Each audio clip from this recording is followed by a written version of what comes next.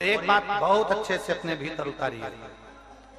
आपको लगता है मेरा पति बहुत मेहनत करता है और उसका कोई फल नहीं मिल रहा, बहुत परिस्थिति नीचे जाती जा रही है, खूब डाउन होते जा रहे हैं, हमारे पास में कुछ भी नहीं है। यहाँ तक कि मेरे पास इतना भी नहीं कि मैं सीहोर कुबेरेश्वर धाम भी चले जाऊं और रुद्राक्षोत्सव की कथा सुनकर। आपको लगता है ऐसा कि आपके पास में नहीं है इतना और मैं सीहोर तक भी नहीं जा पाऊं, मेरे पास धन नहीं। जितने आस्था चैनल पर सुन रहे हो, जितने मोबाइल पर सुन रहे हो, जितने यहाँ पंडाल में सुन रहे हो, आपको लग रहा है मेरा ये काम नहीं हो रहा, मेरे पास में इतना नहीं है, मेरा बहुत व्यापार कर रहे हैं पर आ ही नहीं रहा, धन कहीं से नहीं आ रहा, बहुत टेंशन में जीवन चल रहा है। तब 7 बेलपत्र लेना है। कितनी बेलपत्र लेना है? 7 बेलपत्र में से सबसे पहली बेलपत्र, घर से जब चलो तो घर के पास में जो घर के अंदर रसोई घर में मटका होता है, क्या बोलते हैं यहाँ पर, हंडा, मटका, गगरा, घड़ा, जिसमें तुम पानी भरते हो, टंकी, बाल्टी, जो भी होता है रसोई घर में जो पानी भरते हो तो पीने के, हंडे में, बॉटल, उसमें टंकी में, जिसमें भी तुम भर के रखते हो, एक बेलपत्र उस हंडे के पास में, मटके के पास में वहां रखना है।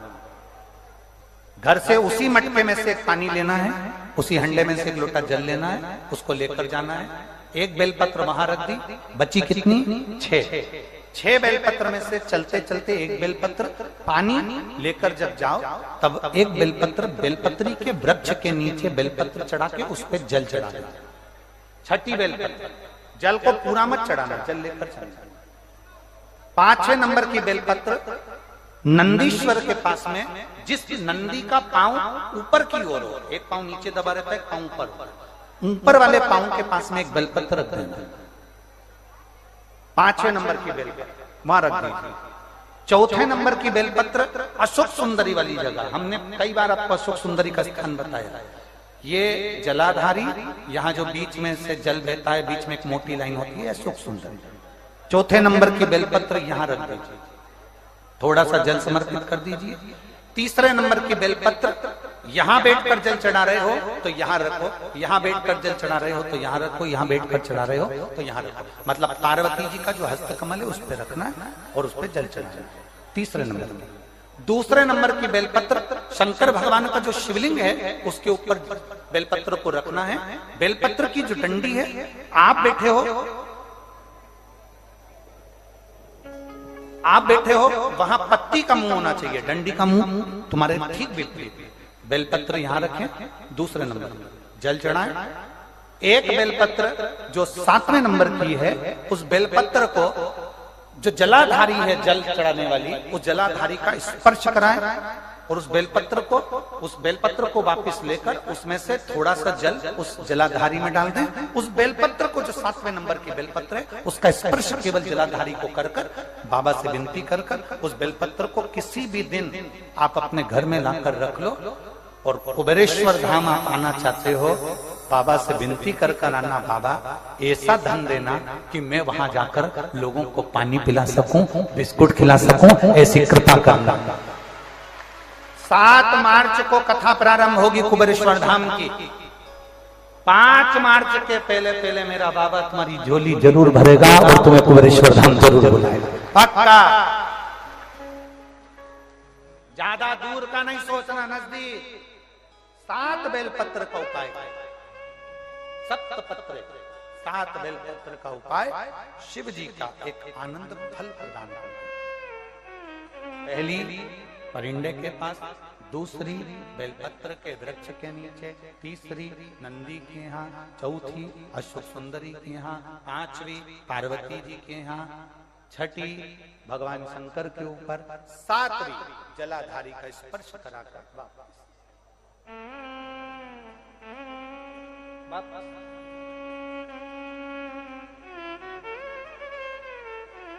जल कितनी जगह चढ़ेगा? जल कितनी जगह चढ़ेगा?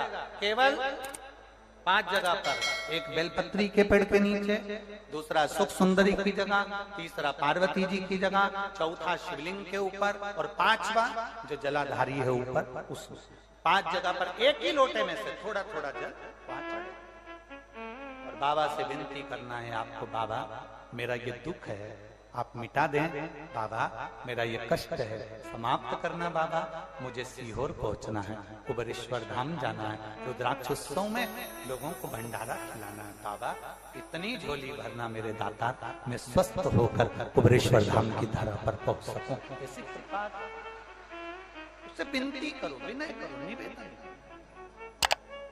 उससे प्रार्थना करो। झोली पसार कर प्रणाम करोगे वो देखा, देख खाली नहीं छोड़े। शिव कथा का बहुत तकलीफ है और नहीं हो रहा काम, बहुत दिनों से लगे हो नहीं हो रहा, हरा मूंग ले जाओ, मूंग के दाने तो रहते हैं घर में, केवल 31 मूंग के दाने लेकर जाइए, 31 चावल के दाने लेकर जाइए और 31 ही बेलपत्र लेकर जाइए। जिस दिन सोमवार की अष्टमी हो, कौन से दिन? सोमवार की अष्टमी हो, उस दिन शंकर जी के मंदिर में जाओ, 3 चीज लेकर जाओ, मूंग के दाने, चावल, बेलपत्र।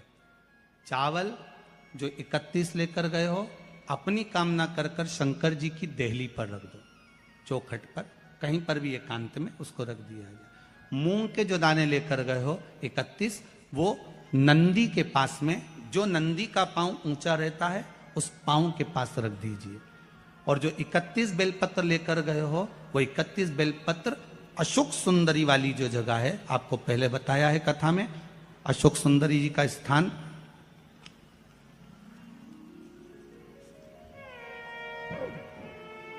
ये शिवलिंग, ये जलाधारी जहां से पानी बहता है, उसके बीच में एक मोटी सी लाइन होती है जो शंकर भगवान की छोटी लड़की अशोक सुंदरी का स्थान है।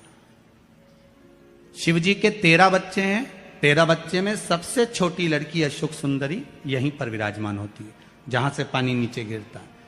प्रत्येक शिवलिंग के सामने एक मोटी सी लाइन होगी, उस मोटी सी जो लाइन है अशोक सुंदरी, वहां पर जो 31 बेलपत्र लेकर गए हो अपनी कामना कर कर पीला चंदन लाल चंदन लगाकर उस पर समर्पित करते जाओ। उसकी डंडी जहां से पानी बहता है उस ओर होना चाहिए। आप निवेदन कर कर देखो, एक सोमवार की अष्टमी पर कर कर देखना, दूसरी सोमवार की अष्टमी आएगी अपने आप आपका काम हो गया होगा। बाबा से निवेदन तो करो, क्यों भटक रहे? भोला सब दुख काटो।